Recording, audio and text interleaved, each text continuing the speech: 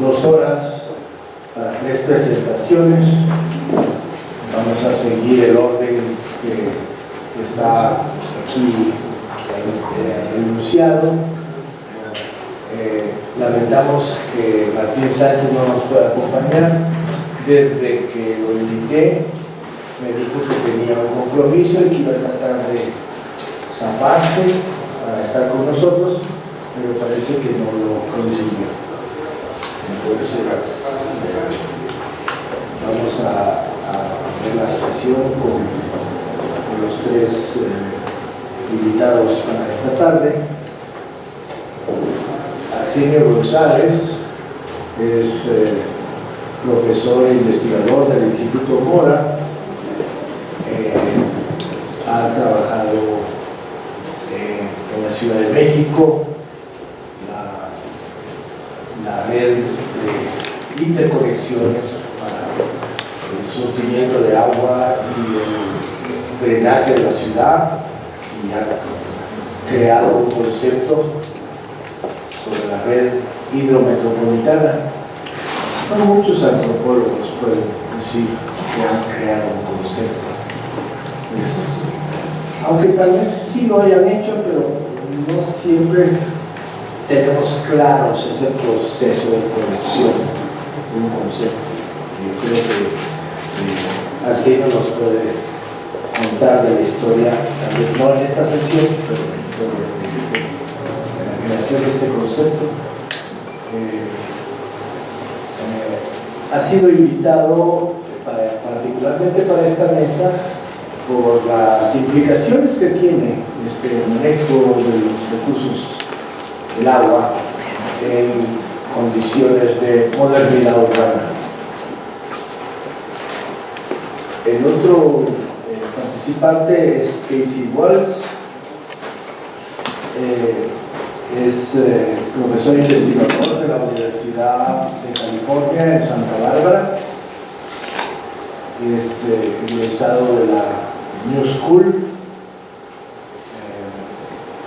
y fue investigador, estudiante huésped del CIESAS hace muchos años, y produjo un trabajo sobre la construcción de la región en la frontera norte, tanto el sur de Texas como el norte de Tamaulipas, cómo se fue configurando esta región como una región, a pesar de que está cruzada por el río y por las obras que se han hecho en el río, la región configura un todo integral.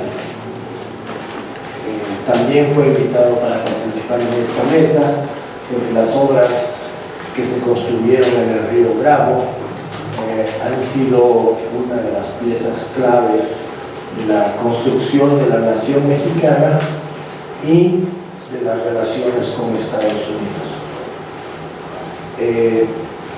A Cris Evaristo la conocí recientemente aquí en CIESAS como investigadores huéspedes. Es una profesora investigadora de la Universidad de Brasilia, con experiencia de investigación en el río San Francisco y en otras partes. Y gracias al interés que tanto Cris como Roberto Lima tenían, porque hiciéramos un seminario, un lugar de discusión y de intercambio, es que se produjo este seminario. Así es que con esta breve introducción vamos a recordar que la mesa tiene asignada la pregunta de por qué estas obras hidráulicas tienen anexada un discurso de progreso y modernidad. ¿Por qué se legitiman, por qué se ofrecen a los beneficiarios y afectados como un instrumento para la modernidad? Y esto puede ser que sea discutido por ellos, y la pregunta central seguirá siendo las responsabilidades de los científicos sociales en todos estos tipos de proyectos.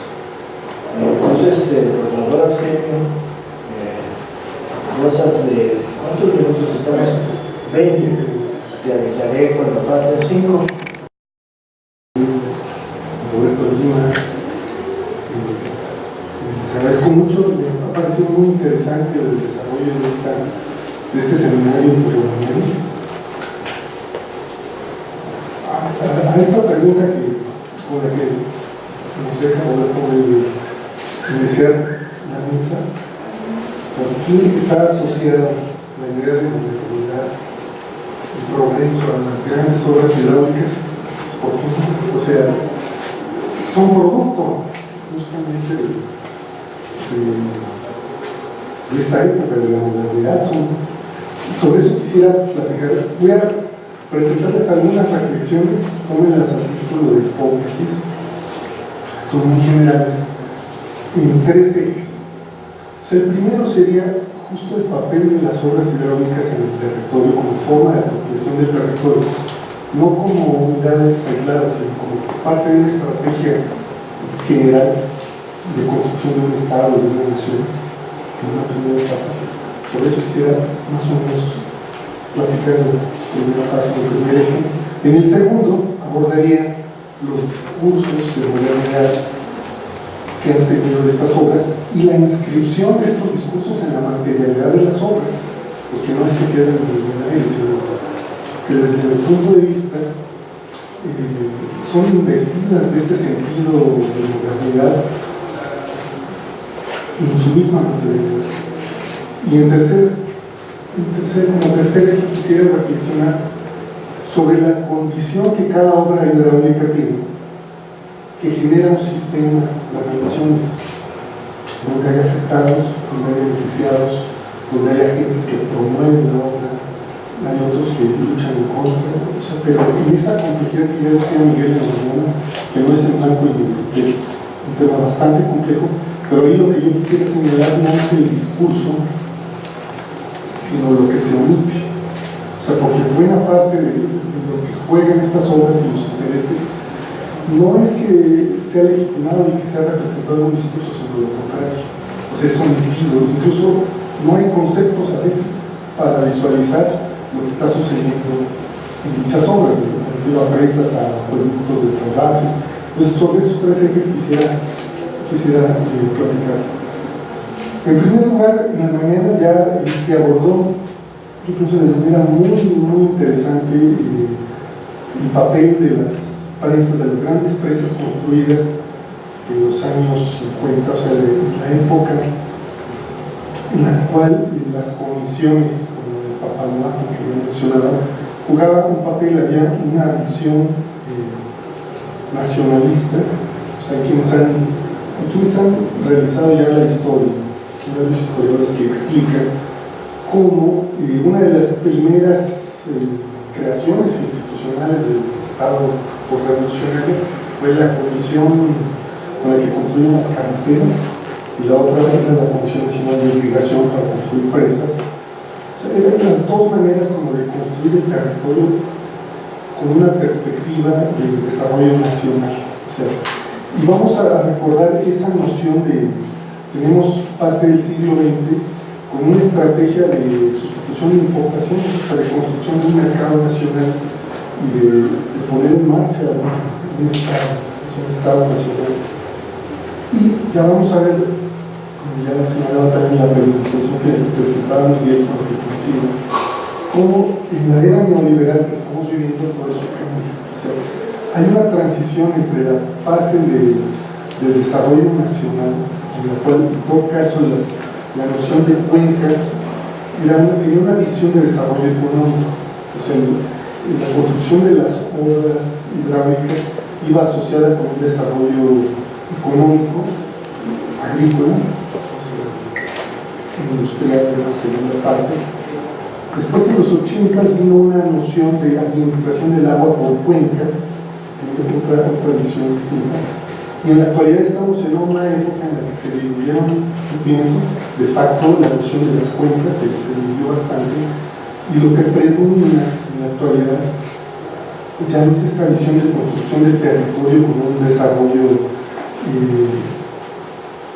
urbano, agrícola, interno, sino que lo que predomina son los ejes carreteros que comunican con América del Norte, los puertos que comunican también el Atlántico, el Pacífico, todo el comercio hacia Asia y hacia Europa, y cómo esto está reconfigurando el territorio. O sea, ya no es esta construcción tan la centralidad de la Ciudad de México y las centralidades de Guadalajara y Monterrey, sino estos ejes carreteros en los cuales se van construyendo, como en el Bajío, corredores industriales, clústeres, que están vinculados tanto con la industria automotriz como con comercio hacia América del Norte, hacia Asia y hacia Europa. Entonces, esta reconfiguración del territorio modifica el interés de las obras hidráulicas. Es decir, si durante la primera parte del siglo XX veíamos las presas como las que ya explicaron con una noción de un desarrollo para unas élites nacionales, con un objetivo nacional, actualmente el desarrollo se está concentrando en estos grandes ejes carreteros y hacia los puertos, y en consecuencia son los nodos urbanos los que están jugando el papel más importante. El tema agrícola se diluye y el tema medioambiental queda como las zonas donde hay los recursos que tienen que proveerse a estos núcleos y corredores industriales. O sea, es otra lógica. Lo que quiero mencionar nada más es la transformación, antes de hablar del discurso, o sea, la transformación del papel estratégico de las obras hidráulicas y el desarrollo nacional. Recuerden, cuando se crea la Comisión Nacional de Irrigación en 1929, el agua iba asociada a la reforma agraria, o sea, el reparto agrario y agua iban juntos. Cuando en 1946 se crea la Secretaría de Recursos Hidráulicos, es una noción de desarrollo urbano, industrial y agrícola, y todas las obras hidráulicas tenían esa triple función, y hidroeléctrica por fuera también, pero esa era como la noción de conjunto. Cuando en 1989 se crea la Comisión Nacional del Agua, hay un salto. Ya no es irrigación, ya no es recurso hidráulico, ya es agua, como una noción de naturalización, como si ya no fuera un insumo para una cuestión económica, como lo alude directamente la noción de irrigación y la noción de recurso hidráulico, sino agua, como abstracto, pero eso forma parte como de la autonomización de un sector que estaba buscando administrar el agua. Eso queda atrás, y después viene el tema mercantil ambiental, en el cual viene la noción de servicios ambientales. Es curioso si se pueden ver cómo pasar de irrigación, el agua como insumo de irrigación, el agua como un recurso en una época industrial, a una época actualmente postindustrial de servicios, donde el agua es un servicio, ¿no? O sea, la naturaleza vamos modificando la manera como proyectamos nuestras relaciones económicas hacia lo que es la naturaleza, y la vamos encontrando al grado de decir que ahora nos presta un servicio, no una sociedad de servicios. Pero lo que quería señalar es eso, un papel estratégico distinto. O sea, no hay que pensar, antes de entrar a hablar de discursos, hay que pensar en visión estratégica de cómo las élites políticas, económicas, construían nación en una época y ahora construyen ese vínculo del comercio, del libre comercio a nivel internacional. Y ahí nada más quería señalar algo de una noción centralizada, donde había una planeación del Estado, donde se construían las presas y había esta noción de cuencas como áreas de desarrollo. Ahora lo que tenemos es como una visión en la cual los gobiernos de los estados tienen un papel muy importante. O sea, de alguna manera se descentraliza cierta iniciativa, y el juego es como el discurso, el tema que se alude es la competitividad. O sea, los estados y sus nodos urbanos están compitiendo entre sí por la inversión nacional y extranjera. Y en esa lógica, yo pienso que hay que ver las obras hidráulicas contemporáneas. Y esto ya me permite pasar a la segunda parte de la reflexión, que sería, cuando hemos visto todos los estudios que se han hecho sobre las grandes presas, sobre los acueductos para traer agua aquí a la Ciudad de México, vemos que el discurso de un Estado nacional que está construyendo eso, o sea, recuerden el lema de la Secretaría de Recursos Hidráulicos por la Grandeza de México, va asociado con la construcción, o sea, la construcción de esas obras materiales simultáneamente construye una burocracia que las construye, o sea, es decir, no se construyen solitas, sino que hay un conjunto de actores que se van consolidando en el Estado Nacional al construir y controlar esas obras. Ellos además construyen su propia identidad, su máscara, o sea, que es claro, en el caso de la Ciudad de México, y les voy a poner unos ejemplos. Ese es el discurso, una ideología, una construcción de una identidad, de una élite que construye una materialidad que es la base del desarrollo económico. Y actualmente no vemos eso. Estamos ante otra élite, otro tipo de ingenieros, otro tipo de empresas que están proveyendo la tecnología y las formas de construir la obra hidráulica distintas. O sea, ya no estamos en aquella época de la ingeniería mexicana, heroica, que estaba construyendo nación, estamos en entonces, planteado eso, nada más quería mostrarles unos ejemplos del caso que conozco, que es el de las obras hidráulicas para la Ciudad de México, porque les quiero mostrar, es una línea que me interesa investigar, tiene que ver con esto que se menciona de las narrativas o de la ideología, que además de legitimar una decisión como es construir una obra, sea para llevar agua de una zona a otra, o para construir una presa, es necesario inscribir esa ideología, ese discurso en la materialidad misma de la obra. Y vamos a poner unos ejemplos de esas nociones de modernidad que están físicamente en las obras para nosotros. Vamos a iniciar con las obras de desagüe de la Ciudad de México. Les voy a poner un ejemplo. Tienen este. Túnel de Tequixtla, construido durante el Porfiriato.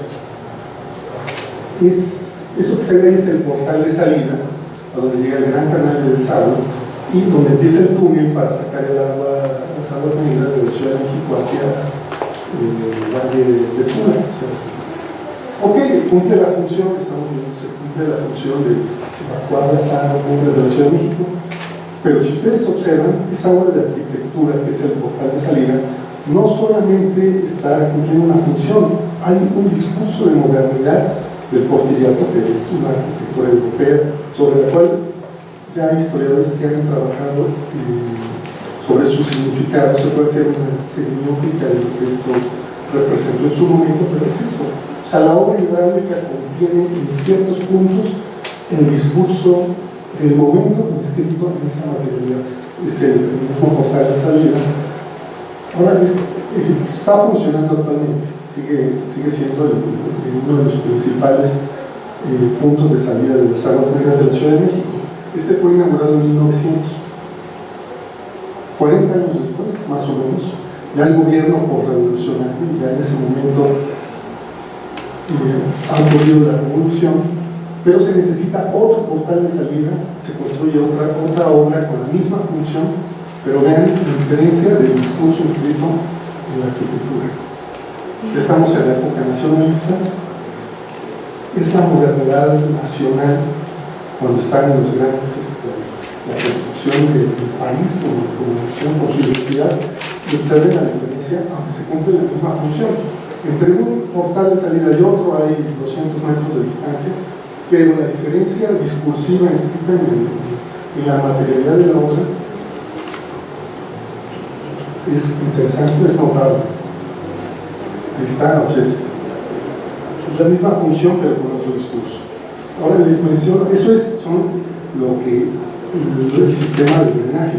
Ahora, ustedes saben que en 1951 la desecación de este valle fue tan eficiente que faltaba agua, entonces había que traerla de otra región y se inauguró el sistema Lerma, que es un sistema de pozos que trae agua en la Ciudad de México.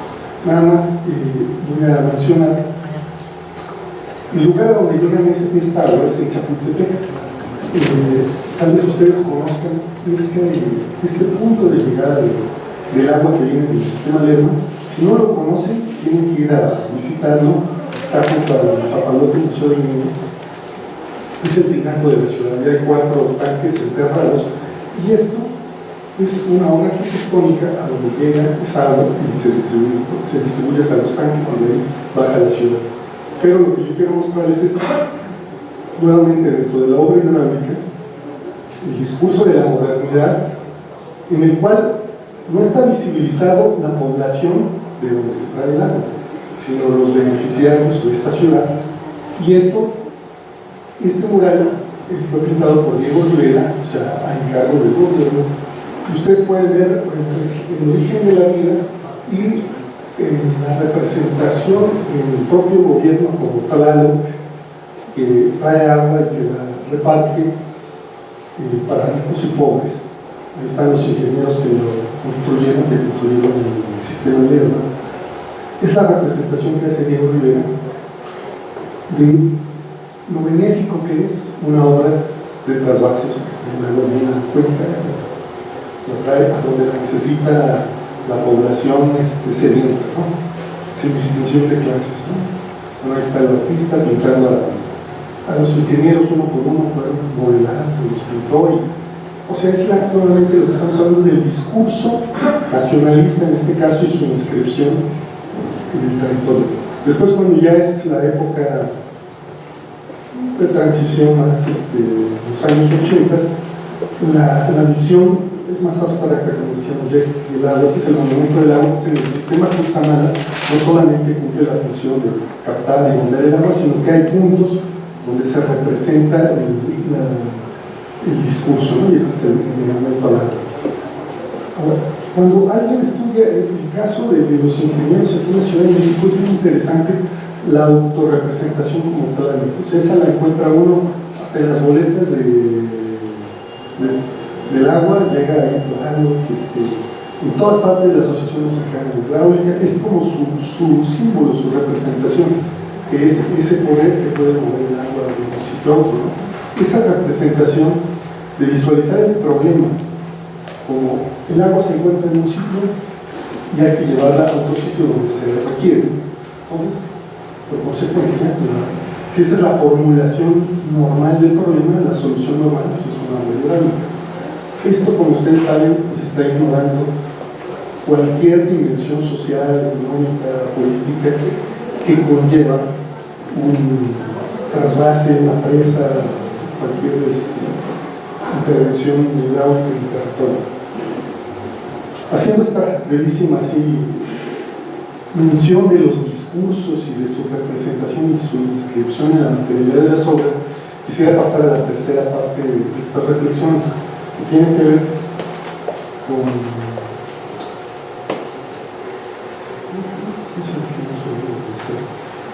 ver con que cada obra construye de facto un sistema de relaciones entre poblaciones de distinta escala, pero no necesariamente va acompañada por un sistema de representación, ni siquiera de conceptualización de esas relaciones. O sea, pero no les mencioné una cosa distinta. Perdón, nada más quiero concluir con esto, porque esto es muy importante. Actualmente, las obras que se están construyendo en la actualidad, voy a mencionar 4 que me interesan, que estoy estudiando, son los acueductos, los trasvases contemporáneos que van a las ciudades o a los polos de desarrollo, o sea, hacia el León, Guanajuato, hacia Querétaro, hacia Hermosillo, hacia Monterrey. Ya en estos casos ya no estamos en el discurso anterior que ilustrábamos de la modernidad nacional, ¿no? Ya es la competitividad, lo que se discute es que León tenga agua para siempre, o que, en este caso, Querétaro también tenga agua para todos. El tema simbólico de Querétaro está más anclado en su primer acueducto colonial, como forma de legitimar el segundo. Pero sí es muy claro la visión económica de desarrollo urbano e industrial de estos proyectos. La composición de los actores también ya involucra consorcios con empresas de otros países, ya tiene otra visión completamente distinta. Hay algo interesante nada más que habría que mencionar, es que desde 1951, cuando se construye el sistema Lerma hasta la fecha, una cuestión que sí da legitimidad a todas estas obras es el agotamiento de los acuíferos, la necesidad de salvar a los acuíferos. No lo digo como algo técnico, sino como algo más que está en el imaginario de las poblaciones y que le da sentido y legitimidad a estas obras. Pero bueno, quería concluir nada más con esta reflexión de que cada obra construye un conjunto de relaciones, un conjunto de afectados, un conjunto de beneficiados. Pero no hay sistemas de representación de intereses. No hay a veces ni conceptualización en estos casos como los que estaban ilustrando, derechos que estaban mencionando. No hay noción de puente, no hay noción de población afectada, es simplemente el beneficiario está aquí en la ciudad, pero de facto se construye esa relación y de facto hay impactos ambientales, impactos sociales, y lo menos visible, digamos, incluso para las manifestaciones de impacto ambiental que estudian todo en un corto plazo, es que las obras hidráulicas generan efectos a largo plazo. Hay cuestiones que quizá no impactan de la misma manera en los próximos 5 o 10 años, pero en 20 años van a tener un impacto de otra manera. Y aquí lo que yo cierro esta reflexión nada más señalando esto.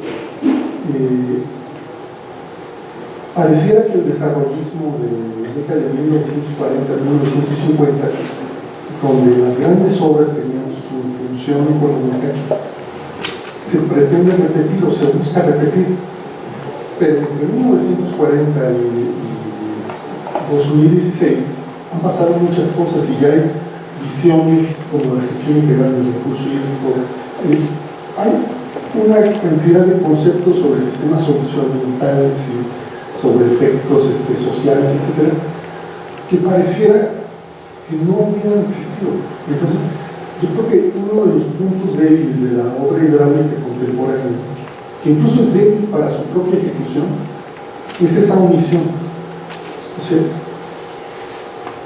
es como si tratara de pensar que se soluciona todo mediante la obra hidráulica y retirar lo que en los 80s y 90s se desarrolló sobre cuestiones ambientales, cuestiones sociales. Pero eso es el punto débil incluso de esa visión neodesarrollista. Y es ahí donde el conocimiento, en lugar de, a diferencia de aquella época, donde el conocimiento estaba centralizado en estos ingenieros y en estas instituciones, eran los únicos que construían conocimiento, ahora las organizaciones no gubernamentales, la academia, hay una serie de actores que están produciendo conocimiento, ya no está como centralizado el conocimiento. Y cierro ya nada más para decir una cuestión que tiene que ver con la pregunta eje de este seminario, es que en la actualidad, si se fijan, justo los dictámenes externos, los estudios que llaman de contraexpertise, sirven mucho a las poblaciones afectadas, sobre todo en los conflictos en tribunales e incluso en los procesos de definir si es viable o no una obra, juegan un papel muy importante todo este conocimiento, que no digo que solo los científicos sociales, sino de una manera interdisciplinaria, se está construyendo desde fuera del gobierno. Entonces, nada más con esto cierro y ya lo retomaremos en las preguntas. Pero el papel actual del científico social o de cualquier científico se ha diversificado y digamos, la autoridad y la construcción de conocimiento ya no es monopolio del Estado como lo era cuando se construyeron las grandes empresas, sino que se ha diversificado y juega un papel, sobre todo en tribunales y en cuestiones de habilidad técnica a nivel nacional e internacional. Gracias. Aquí, en la Casa Chanta, pasar el día con ustedes, discutiendo estos temas. A nosotros nos toca el trabajo de hablar de la idea de modernidad, y las grandes obras hidráulicas. Entonces yo, respondiendo a esa pregunta en la convocatoria del seminario, escribimos unos apuntes que también por acá tenemos diapositivas de Granja Tosco.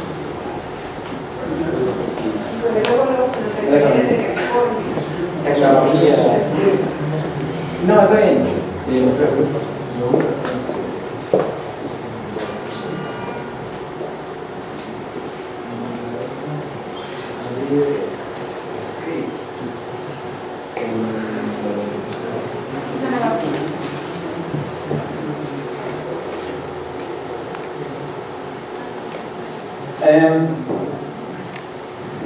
Bueno, empiezo.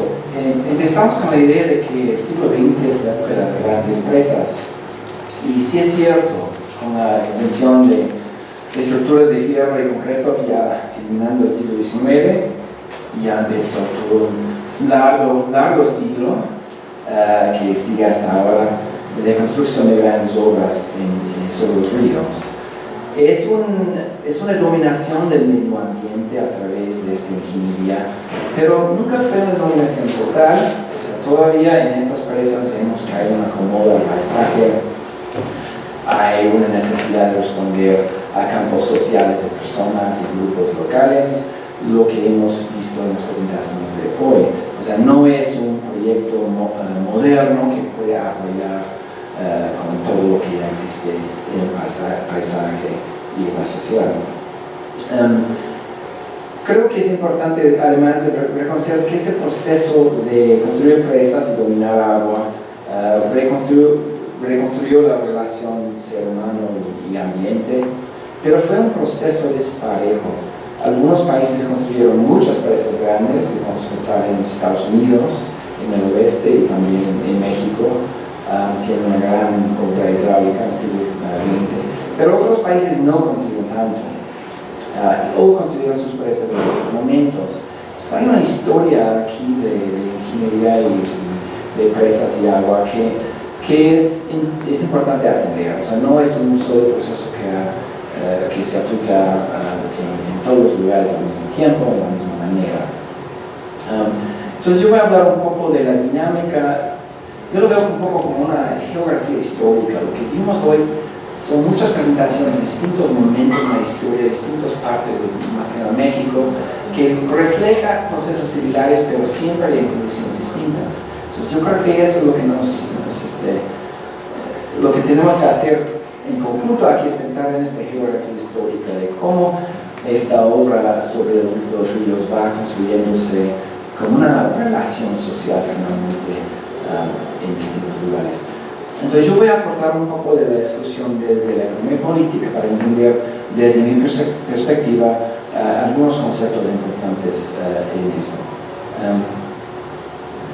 Podemos ver que el control del agua en el periodo histórico del capitalismo comparte algunas características con otras épocas. El control de agua de ríos a escala grande es muy antiguo, sin embargo. Sabemos que los monumentos, las presas enormes o los bordos, o aquí en Valle de México, por ejemplo, existían. Entonces no es solamente moderna la obra grande, pero sí es característica de las sociedades jerárquicas y complejas en áreas que son semiáridas, áridas o que requieren el manejo de agua por otras razones, como de avenidas. Entonces no fue, la obra grande no fue inventada en la época moderna con el capitalismo. Tenemos ejemplos de Egipto, Sumeria, China, y esto sí le debo a Roberto Melville una lectura de mucho tiempo de Carl Wittfogel. Wittfogel tiene sus problemas, obviamente, pero lo que es interesante de su obra es que arma una teoría total sobre la relación entre control de ríos o agua y formación de sociedades complejas. Lo hace en el periodo anterior al capitalismo, pero los elementos son importantes, de hecho se ven también en la época moderna que estamos hablando. Primero, que la obra hidráulica permite la producción de un surplus, en el caso de Wittfogel son granos o comida. Ese surplus apoya a los grupos no productores, entonces puede tener una sociedad con artesanos, con sacerdotes y quizás lo más importante, guerreros. Se puede tener un ejército comiendo la comida de los campesinos. También ese surplus que se deriva de la obra hidráulica libera a los campesinos a trabajar en la construcción y mantenimiento de las obras. Ahí viene un círculo, ¿no? De poder. Se requiere además un poder concentrado para organizar la mano de obra y para distribuir el surplus. En muchos casos este poder es militar, pero también es un poder intelectual, científico, como dice Wittfogel, hablando de calendarios de producción y calendarios solares, lunares y eso. Y claro, finalmente es religioso también. En la época moderna, las infraestructuras hidráulicas masivas tienen muchas de las mismas características. Se requiere de un poder centralizado, se moviliza mano de obra para su construcción, su mantenimiento, se utiliza para producir un surplus y permiten la existencia de clases sociales diversas y jerárquicas. Entonces, es una teoría de tipo que realmente se puede usar para entender esta relación de sociedad y obra y ambiente. Pero nos instruye que va más allá de la modernidad. Yo estoy seguro que las grandes obras hidráulicas siempre han sido vistas como la materialización de estas relaciones sociales de poder. El poder del soberano se ve en su obra y el soberano se esmera en construir infraestructura monumental que refleja un aumento en las condiciones materiales de la sociedad. O sea, una presa o un acueducto que cruce más agua para la ciudad o el campo, o que sea un camino que facilite el comercio, y tenemos ejemplos de Roma y otros lugares. En esas obras, en las obras que vimos, se ve el poder concreto, digamos, o la visión de su autor, de su arquitecto. Y vimos unos diapositivas de esas obras. Ahora, la historia hidráulica que estamos discutiendo hoy es la historia del largo siglo XX, es decir, la época modernizadora, a finales del siglo XIX hasta el presente. Entonces vamos a enfocarnos en esta época en que vivimos. Una dimensión de esta historia muy importante es el desarrollo, que va mano a mano con el desarrollismo. Y son estos dos conceptos que me gustaría discutir un poco más, para intentar llegar a mayor claridad en la discusión. La convocatoria del seminario menciona el desarrollismo, menciona que es una religión de desarrollo, pero yo lo veo como no tanto de religión, más bien de ideología. Es un conjunto de ideas que está organizado y prácticamente coherente. Va mano a mano, va con un proceso más largo, más amplio, histórico, material. Esta ideología está compuesta por varios supuestos. Podemos reconocer el progreso, el mejoramiento de condiciones, la evolución, el crecimiento. Y tiene un cierto sentido histórico y temporal. La idea del desarrollo siempre es positivo, el crecimiento. Y esta ideología del desarrollo también organiza nuestros conceptos sobre la desigualdad social que hemos construido en estas sociedades complejas. Por ejemplo, los que tienen recursos y poder son más avanzados, los que no son atrasados. También se asume que la economía tiene que crecer desde esa perspectiva de desarrollismo.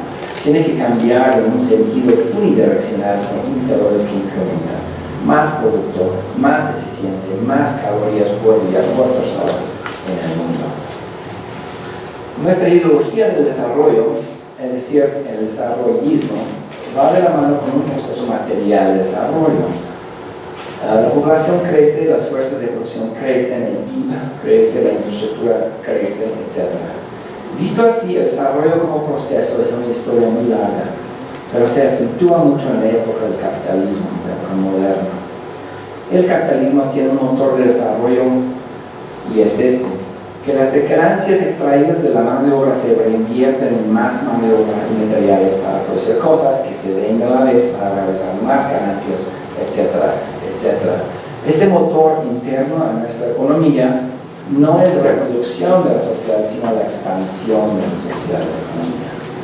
Entonces, el capitalismo es este sistema enorme, económico y social en que vivimos todos, tiene en su corazón esta idea de crecimiento, esta idea de desarrollo.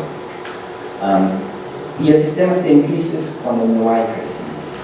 Entonces, cuando hablamos de desarrollo, entonces estamos en casi todos los casos hablando de desarrollo del capital. Y eso es importante, creo, porque hablamos mucho de quién beneficia y quién no beneficia del desarrollo, de los proyectos de desarrollo. Yo veo que el desarrollo en sí crea beneficios, crea ganadores y crea perdedores, crea riqueza, crea pobreza. Tiene una dinámica dialéctica en ese sentido. Un aspecto del desarrollo que casi nunca se contempla, que la ideología del desarrollismo no nos deja conceptualizar, pero es el lado negativo de este proceso histórico. Las dinastías se forman y después terminan. Los imperios suben y colapsan, hablando otra vez de Bitcoin. La economía crece, pero entra en crisis. Esta es la dinámica real de la historia, y lo vemos una que otra vez. Pero es interesante la dificultad que tenemos en reconocer ese lado negativo del proceso histórico de desarrollo. La amnesia y ceguez es lo que produce la ideología del desarrollismo. Confrontamos cada crisis como si fuera algo realmente excepcional. Tampoco podemos ver con claridad que el proceso de desarrollo produce desigualdad, o sea, produce ciclos, ¿verdad? Crecimiento, decrecimiento, crecimiento, crisis, pero también produce dialécticas sociales estructurales, lo que es la desigualdad. Lejos de ser la solución a la desigualdad, el desarrollo lo promueve en casi todos los casos. Alguien preguntó antes, quiero saber de un ejemplo exitoso de desarrollo. Y pensando que un caso exitoso no va a ser un caso en que no hay desigualdad, o en que no hay una crisis. Pero yo al contrario creo que el desarrollo es precisamente eso. Todos los casos exitosos de desarrollo tienen sus crisis y sus desigualdades internamente. Entonces, lejos de ser la solución a la desigualdad, el desarrollo lo promueve. El objeto de casi todo proyecto de desarrollo es convertir a los objetos que quedan fuera del proceso de acumulación, integrándolos a las relaciones mercantiles, haciéndolos ciudadanos, mestizándolos, y podemos pensar en todos estos desplazados de la presa de Miguel Alemán, del proyecto de Apolapa. No es llevarles a ellos la modernidad, pero llevar ellos a la modernidad, beneficios para las ciudades, haciéndolos a ellos mestizos, no haciéndolos lo que son con beneficios de la modernidad. O entrenándolos a ser entrepreneurs o trabajadores. Como hemos visto, la industria del desarrollo está encabezada por bancos, el Banco Mundial, el Banco de Desarrollo Interamericano, o el Banco Asiático de Desarrollo, o bien gobiernos que invierten de manera similar en obras de capacitación. Entonces, ¿hay ejemplos exitosos de desarrollo? Sí, pero los mismos éxitos están acompañados de fracasos, en un sentido estructural y también temporal. En este punto, que el proceso de desarrollo es una dialéctica con aspectos positivos y negativos, y que el desarrollismo es la negación del negativo, es importante cuando conceptualizamos la infraestructura hidráulica monumental que los seres humanos han construido desde la segunda mitad del siglo XIX. El capitalismo modernizador que se forma en este largo periodo se caracteriza por un creciente tasa de acumulación. Te voy a predicar esto de acumulación, pero ahí está el proceso de acumulación y sobreacumulación. acumulación. Y es importante entender, para mí, entender este proceso de acumulación, porque se me hace que las grandes obras de infraestructura son mecanismos de desfogar este capital sobreacumulado. Cuando el capital se llena demasiado en menos de poco, deja de circular, ya el sistema entra en crisis y los que tienen ese control del capital empiezan a pensar en desarrollo, empezar a mejorar, tratar con estos problemas sociales que aparecen. Y muchas veces es a través de estas obras de desarrollo. Y el primer caso que voy a mencionar hoy es un ejemplo de ese proceso. Hemos hablado hoy en día de una especie de historia en que en los años 20, 30, 40, 50 tenemos el auge del desarrollo, las obras masivas de desarrollo hidráulico, y un periodo después, los años 80, en que el desarrollo cambia. Yo me enfoco en este periodo de los años 30, 40 hasta los años 70, porque es cuando la gran parte de nuestra infraestructura masiva hidráulica fue construida en México y en los Estados Unidos. Yo hice mucho trabajo sobre el libro que escribí sobre la frontera norte, es sobre la zona de Matamoros, Tamaulipas, pero en el sentido más amplio, sobre todo la frontera norte. En la época postrevolucionaria metieron mucho dinero, mucha obra hidráulica, para convertir el norte de México en como un oficial lo dijo en los años 30, un campo sin límite de algodón. Y un punto en particular donde metieron mucha obra fue la delta del Río Bravo, Matamoros y Valle Hermoso. Fue un proyecto de obra hidráulica, de colonización, de créditos, tecnología, o sea, un proyecto integral muy parecido al Valle de Tennessee. Que pasó un poco después, o al mismo tiempo. Es otra discusión. Tuvo mucho éxito, la producción de algodón en México se estalló para arriba, pero pueden ver también a este lado va para abajo después. Los desarrollos siempre es eso, son ciclos o procesos que crean muchas tensiones y diferencias internas. Una obra muy importante para este proyecto del Estado enorme de meter dinero para crear un nuevo México agrario en el norte fue la obra de la presa de Don Martín, la primera presa que construyó la Comisión Nacional de Irrigación sobre el río Salado.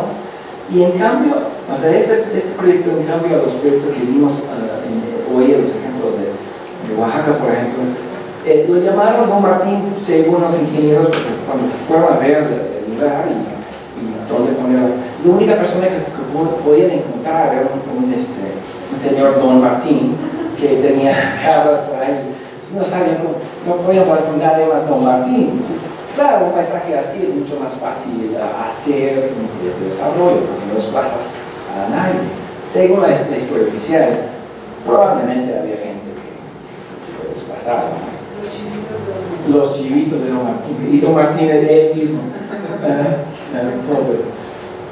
Bueno, aquí está la presa de Don Martín. Este es el inicio del gran proyecto de reconstruir el norte mexicano en base a la producción y venta de algodón. Para entender un poco la dinámica de la política económica del algodón, México está, creo que, la línea abajo. No se ve muy bien, pero casi se cuatriplica. De hecho, de los años 20 a 50, incrementan un 1000%, 10 veces la producción de algodón en México con estas obras. Entonces, realmente tiene un efecto muy grande en la producción, en la economía nacional agrícola. Más ejemplos de planificación en Don Martín, hicieron campos agrícolas experimentales para probar qué tipo de algodón crecía bien. Fueron a buscar dinero para construir todo esto y claro, encontraron que todo el dinero estuvo en las manos de los ricos, capitalistas, ¿no? Entonces Cárdenas se sentó con William Clayton en la mesa. William Clayton era el dueño de la empresa más grande de algodón del mundo en aquel entonces, Anderson Clayton Company, y Clayton se sentó en el castillo de Chapultepec con Cárdenas y pactaron que Clayton iba a meter la lana de Emerson Clayton a la producción de algodón, a los huevos ejidos, hasta colectivos de la laguna, y se iba a encargar de la comercialización del producto. Entonces, en un momento más socialista de la agricultura mexicana, ahí está el proceso de desarrollo capitalista. ¿Qué otros elementos se requería? Bueno, tenía que enseñar a la gente cómo ser buenos farmers de clase media, ¿no? Entonces construyeron algunas casas que ellos pensaron que iban a ser aptos, adecuados para esta nueva clase de capa media clase rural en el norte de México. Aquí hay más. El interior es muy interesante. No se ve bien, pero el interior tiene todos los modales, la modernidad, para enseñar a través de su ambiente material todos los hábitos decentes de la comodidad. Y aquí puedes ver un poco este discurso de desarrollo en un anuncio que salió en el lado tejano de la frontera. Dice que mira, nuestro valle de Bajo Río Bravo está experimentando un nuevo día, estamos creciendo y vamos hacia adelante. Felicidades cuando abrieron un nuevo puerto. A mí me encanta el perfil aquí de los edificios, porque si alguien alguna vez ha ido a Brownsville o Valle Hermoso, no parece así, no es Nueva York. Pero de todas maneras, esa idea de que vamos y triunfamos y vamos a crecer, sin ningún retraso, es muy indicativa de esa estructura de sentir el modernismo. También lo sienta aquí en Matamoros, a ver si puedo leer eso. Dice, los hombres de empresa de Matamoros trabajan con absoluta fe en el porvenir de su región y seguirán esforzándose por engrandecerla. Es una visión de progreso y desarrollo muy exagerado, ¿no? Claro, aquí también se puede ver quién gana y quién no gana de este proyecto. Los industriales ganaron un montón y los campesinos sí ganaron, pero no tanto. También Diego Rivera estuvo involucrado en este proyecto. También estuvo Manuel Garnio, antropólogo, ideando un poco la relación ser humano-ambiente y desarrollo en este nuevo espacio regional del norte de Tamaulipas. El mexicano va a la tierra de las grandes herramientas y regresa con ellas a crear el nuevo México rural, y esto es porque se colonizó la zona con migrantes de Texas, repatriados, y eso es otra cosa, otra historia. Bueno, ¿qué pasa con ese proyecto?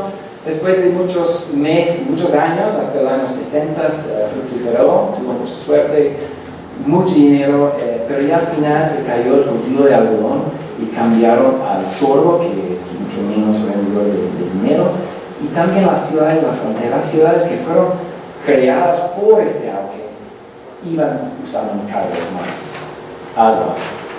Entonces, todo sube, lo que sube baja, y un poco este proceso dialéctico de desarrollo.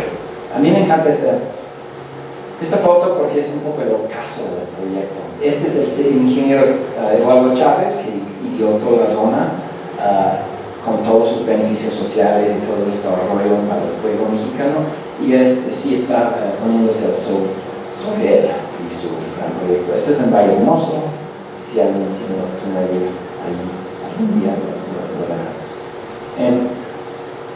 Bueno, ¿cuántos tienen? ¿Cinco? Ese fue un momento en esta historia de obras monumentales y desarrollismo. Yo creo que después de 1980 empezó otra etapa de desarrollo o desdesarrollo, y tiene que ver con el cambio en la estructura y la composición de capital. De 1980 al presente, el capital ha entrado en una fase financiera, cuando la inversión en infraestructura hidráulica parece ni atractiva ni necesaria. De hecho, durante este periodo, el capital y los gobiernos en muchos países han reducido su gasto en obra hidráulica monumental, llegando el Banco Mundial a tomar una postura crítica hacia la construcción de grandes presas, como mencionó Roberto antes. Al mismo tiempo, el centro de acumulación se está cambiando, ya no es Estados Unidos tanto, Notablemente va a China y la India. La India tiene una masiva infraestructura hidráulica construida en los años 50 y 70, durante su periodo nacionalista, postcolonial. Pero China es un caso diferente. China, sin embargo, está encabezando la enorme sobreacumulación de capital en su país hacia la infraestructura hidráulica hoy día, construyendo las obras más grandes en la historia del ser humano, como es la presa de Tres Ríos, y casi 100 grandes presas más. Todo lo que es la falda de la Himalaya detrás, están construyendo presas para captar agua en los ríos. Hace un enorme gasto de capital en esa construcción. Esta estrategia de crear almacenamiento para China está claramente dirigida a ocultar el hecho que la capa de nieve se va derritiendo, resultado del cambio climático. En lugar de almacenar agua en forma de nieve, la van a captar en enormes represas. Si manejamos esta tesis sobre la relación entre la dialéctica de capital y la infraestructura hidráulica, tenemos que preguntar entonces sobre qué cambios en la relación entre los humanos, el agua y la infraestructura han resultado de la crisis económica de 2008 en los países que construyeron obra hidráulica durante el largo siglo XX, como México y Estados Unidos.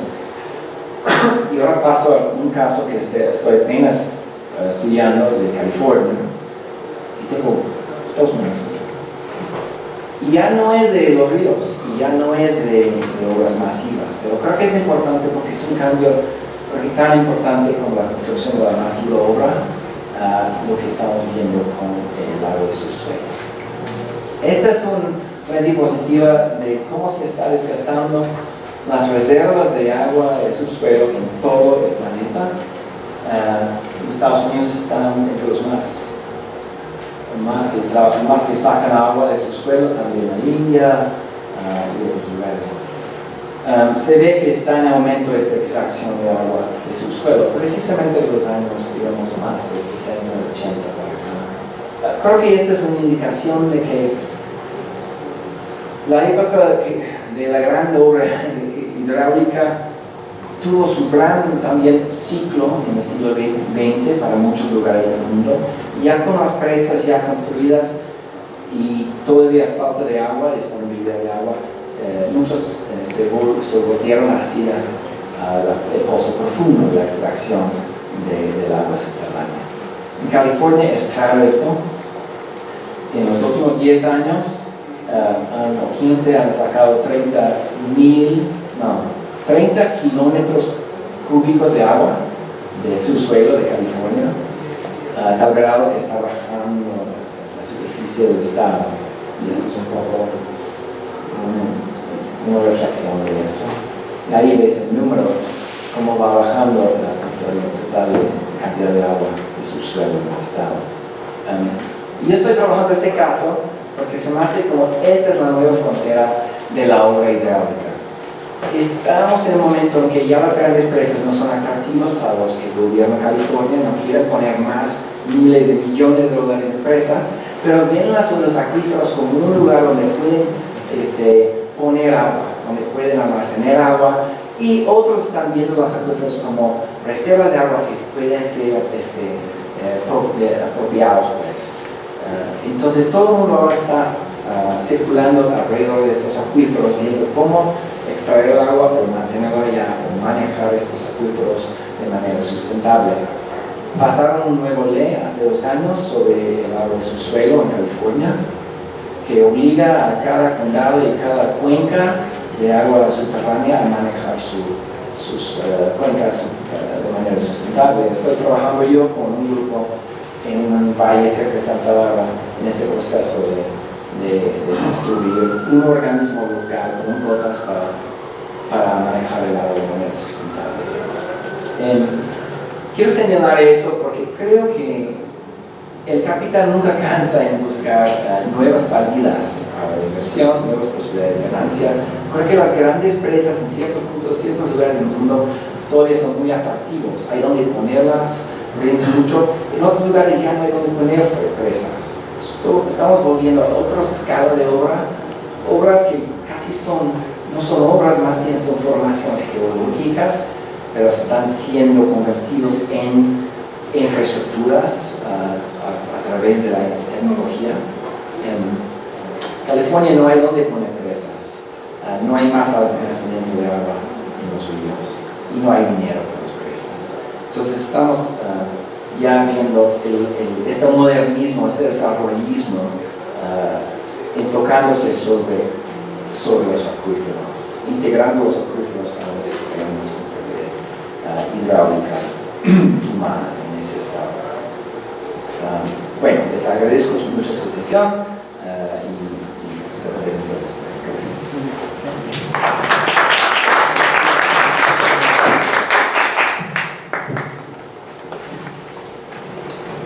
Iremos ahora a Cris, que va a cerrar el broche de boda de esta mesa.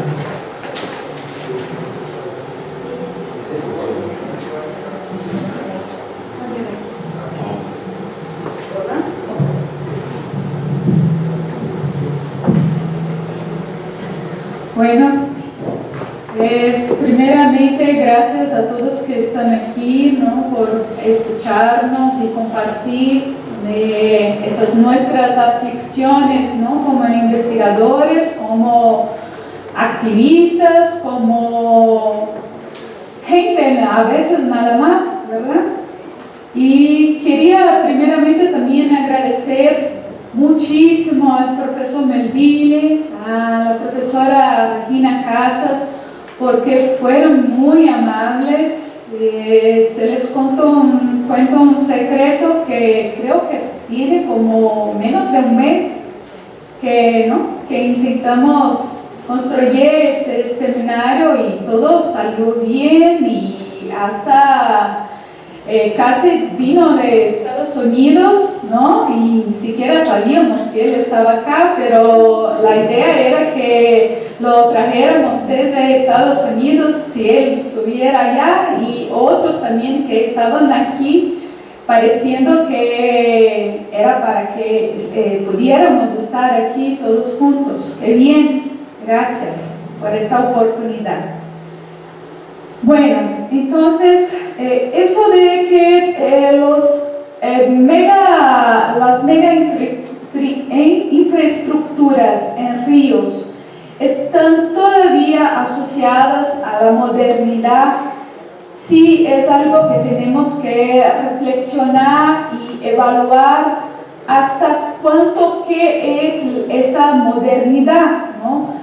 Además, estamos lidiando con una categoría narrativa, y como toda categoría narrativa son creadas históricamente por sujetos, por relaciones sociales, por relaciones de poder, y a veces el moderno nunca fue, a veces no era mirado como lo miramos ahora, ¿no? En este sentido de que lo miramos el moderno como algo positivo.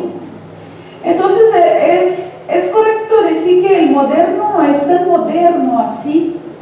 El moderno es incluso en términos de una historia de narrativa algo que originó en un periodo medieval, en el siglo V, ¿no? Y ahí sirvió para designar una ruptura entre una actualidad que era laica de una otra realidad que era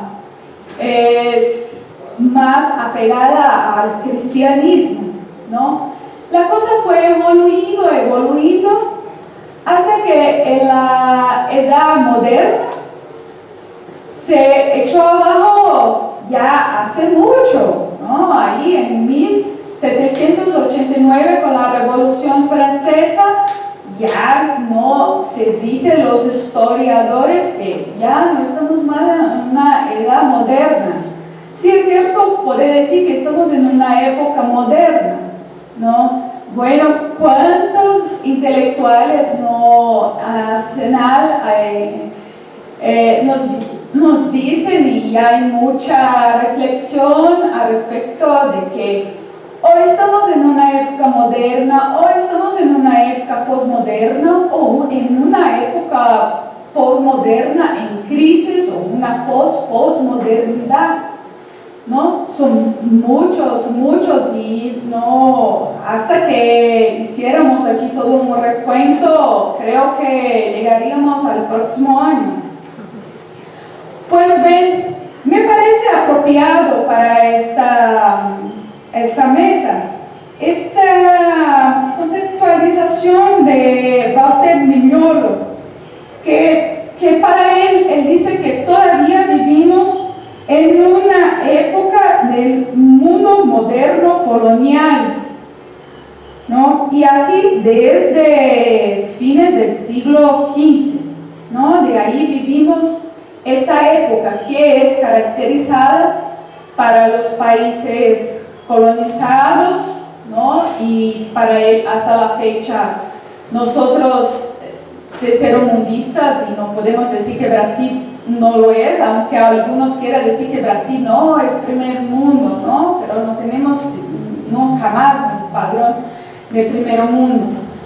Pero ahí para decir que esas cosas pueden ser entonces contemporizadas, y vamos a pensar, para Mignolo,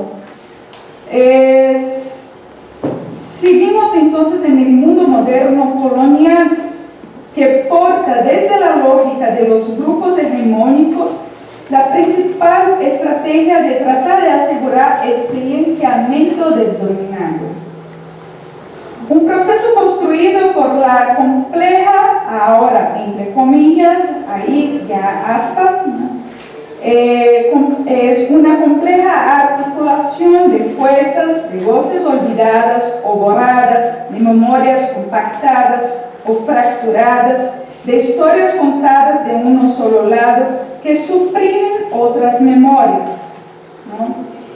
Mignolo considera que eso hace convertido en una regla global, pero eso no implica el total borrar de los rastros de las voces silenciadas. Y ahí también podemos decir que a veces nosotros científicos también estamos ahí en esas voces silenciadas. Aquí mismo decimos, ¿no? Como el profesor Rodolfo Stavejani, ¿no? Que intentó hacer con que la idea de la presa, del desarrollo ahí, que fuera una otra cosa, ¿no? Y que Miguel Alemán y tantos otros, ¿no? Y tantos científicos se ponen a la buena voluntad de querer que la vida de afectados ambientales diversos, no solo de presas transvases, de minería y otros tantos, ¿no?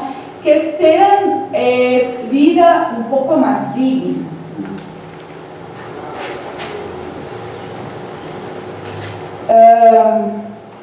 Entonces, con el paso del tiempo, ¿no? Ya ahí después del iluminismo francés, la modernidad se convirtió en bandera del derecho de imponer a otros incivilizados supuestamente la misma modernidad diseminada por Europa.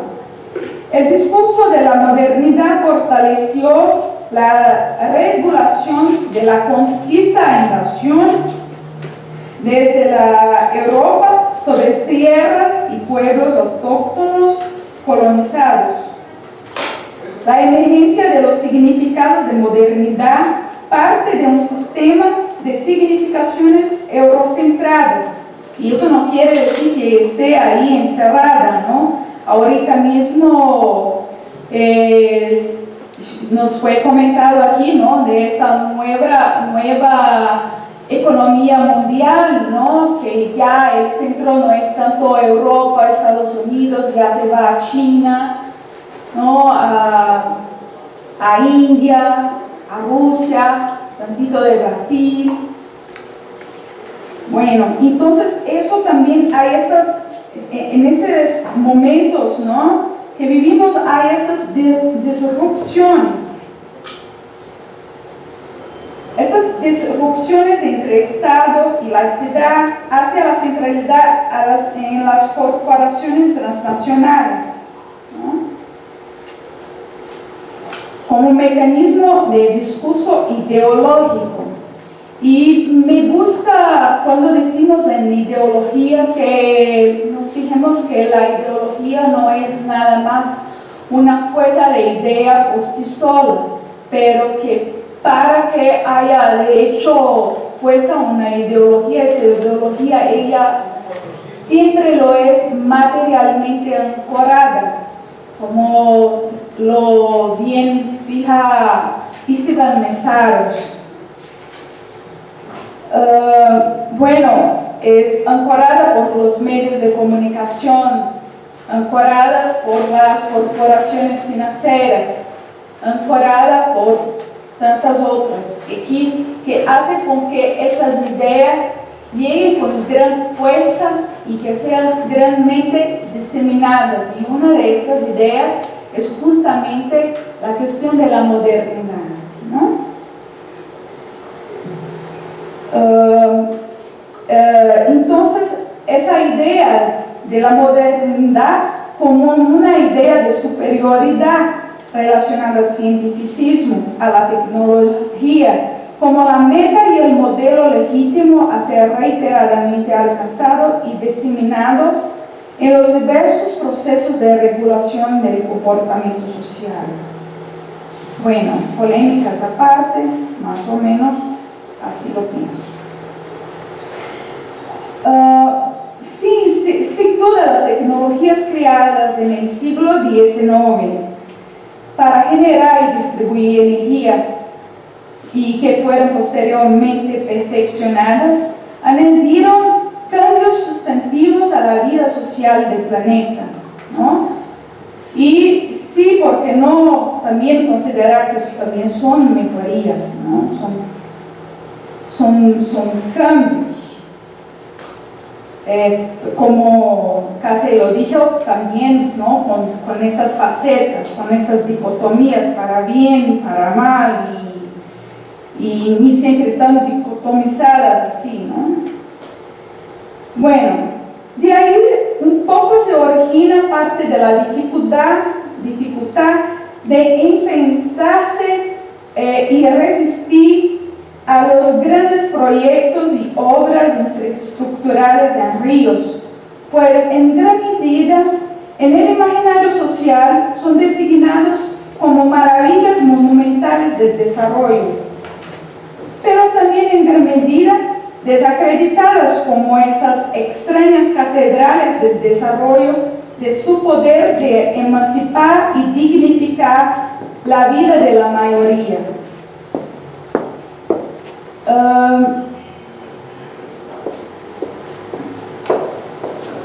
Bueno, entonces en estas cuestiones de la ideología, ¿no?, hay algunas vertientes que piensan la ideología nada más como la ideología dominante, ¿no?, de los grupos hegemónicos, pero también me parece que es válido considerar la posibilidad de la existencia de una ideología emancipatoria, ¿no?, y desde grupos que quieren defender a la gente, al agua, a la naturaleza, ¿no?, en otra lógica que menos se esté convirtiendo el mundo en etnocidio, en genocidio, ¿no?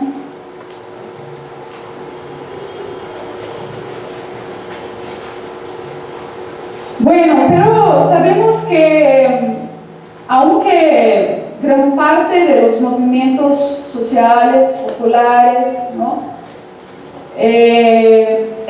muchos están en contra de presas hidroeléctricas, de transvases, ¿no?, ahí enfrentando que van a seguir, ¿no?, que estos emprendimientos sigan, ¿no?, aunque como comentó casi ya el ciclo grande, ¿no?, de la construcción de presas, por ejemplo, hidroeléctricas, ya ha pasado en el mundo, ya estamos decreciendo.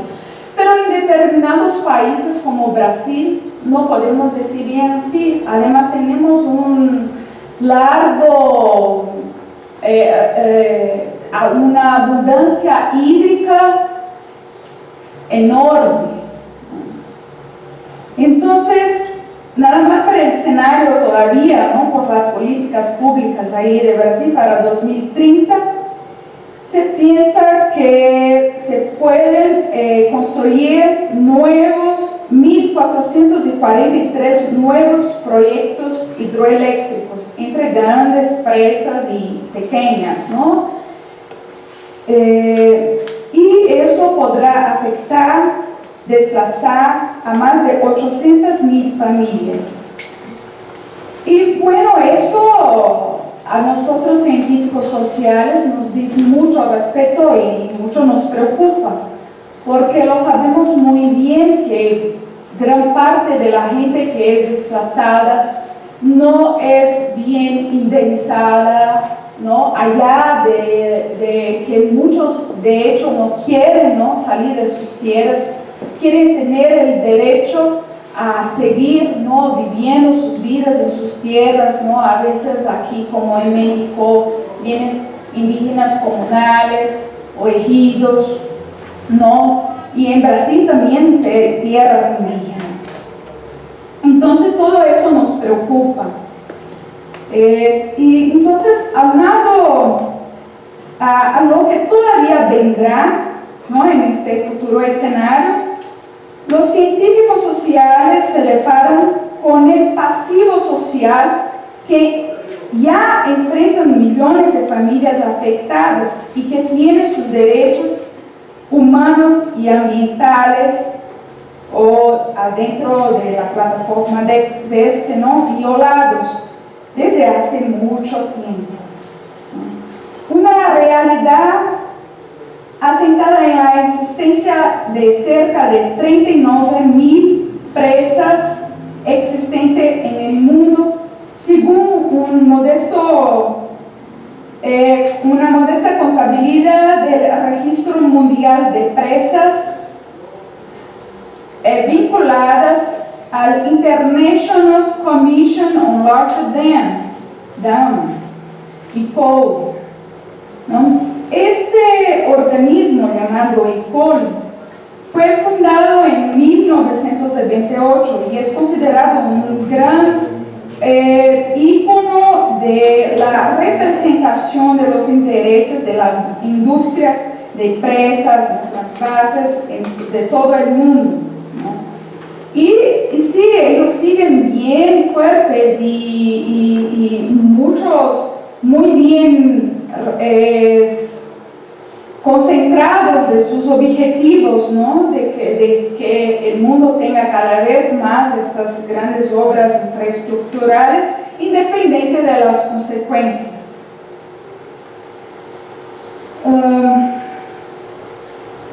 O sea, desde mucho los intereses de la industria de las presas, transvases y congéneres vienen organizándose alrededor del lucro siempre a lograr. Y bueno, es que el lucro de hecho de esta industria es gigantesco y involucra mucha cosa, involucra empresas de ingeniería, empresas de materiales pesados, ¿no?, las propias generadoras, a las usinas y también toda la cosa, ¿no?, de poderse adueñar del agua, adueñar de la energía, como si eso tuviera que ser bienes comercializados. Y bueno, hay que irrumpir un poco con esta lógica, ¿no?, de que agua y energía deben de ser mercancías. Bueno, nada más para citar estos dos grandes proyectos que ocurren en Brasil ahora, ¿no?, ¿no? La presa Belo Monte y el trasvase del río San Francisco. Eso implica decir que son 28 billones de dólares. Entonces, de que el interés financiero, ¿ah? 1.000 millones, perdón, es que hay un lapso ahí entre portugués y español.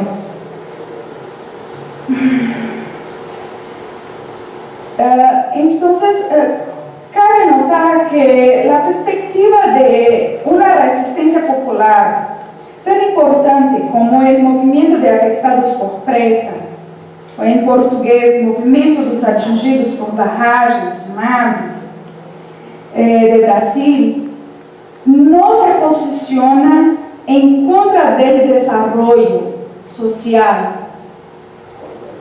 Desean que todos tengan energía y agua de calidad en sus residencias y para sus producciones, que el agua y energía no sean administrados como meras mercancías, pero como bienes de derecho colectivo. Y sí lo hacen mucho por eso, ¿no? Están en diálogo constante con políticos, están creciendo en número de militantes formados. No son varios de los militantes que son formados por intelectuales orgánicos, que hay muchos en Brasil involucrados en este movimiento, ¿no? Y no hay nada que se envergonzar de que uno científico esté involucrado junto a movimientos populares serios. Al contrario. Entonces, lo que a ellos se pone en contra es de un modelo de la política energética y hídrica dominante. Es eso que ellos están en contra.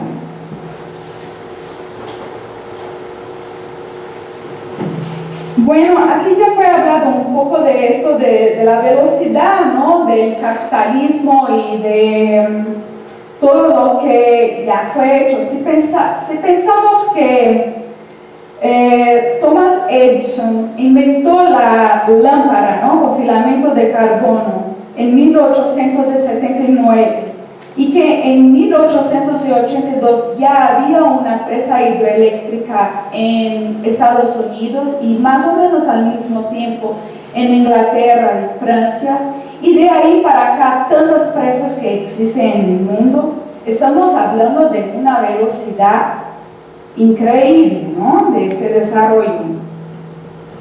En Brasil son cerca de 2.000 presas entre hidroeléctricas. Las grandes hidroeléctricas son cerca de 120.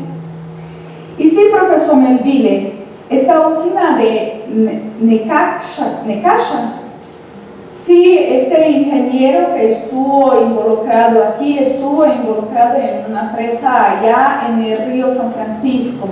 Ya hay una historia súper chistosa sobre eso, porque un político llegaron allá los ingenieros y ellos miraron al precipicio, así, y no vamos a bajar ahí. Y dice que sí tuvieron que bajar las escaleras hechas de cuero a base de pistolas.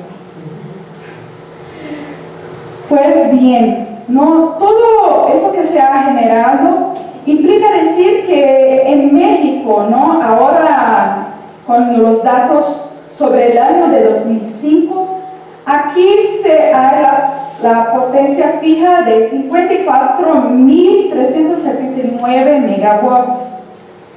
En Brasil, como también Brasil territorialmente son 4 Méxicos, ¿no?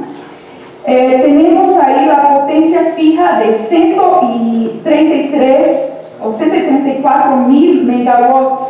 Hicimos una cuenta para saber lo que desde la realidad de Brasil, lo que de hecho de esta potencia firme es utilizada, es consumida en Brasil.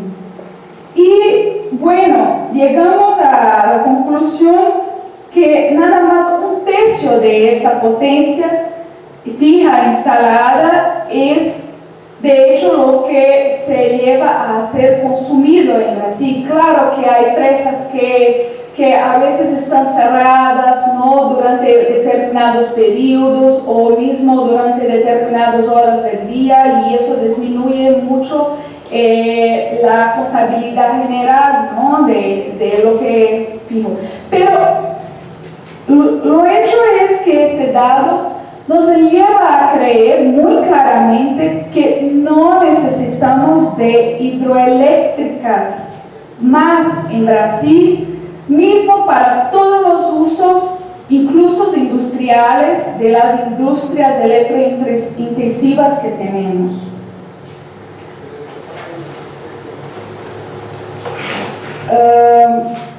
Bueno, tengo yo aquí también algo para que nos fijemos, ¿no? Bueno, para que todo este desarrollo nada más para crecimiento económico, ¿no? Sí, que Brasil y México son dos grandes potencias.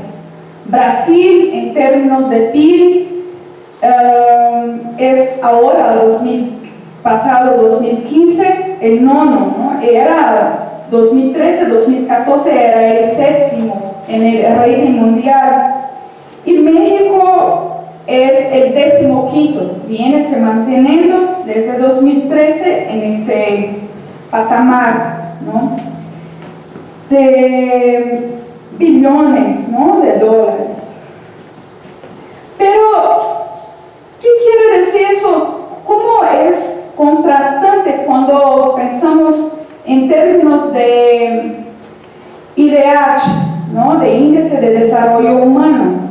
Cuando México es todavía un poquito mejor que Brasil, segundo estas contabilidades, ¿no?, está en la posición 71ª en 2013, se cayó en 2014 para 74ª, y Brasil era 79ª, y aunque su economía ha decaído, su índice de desarrollo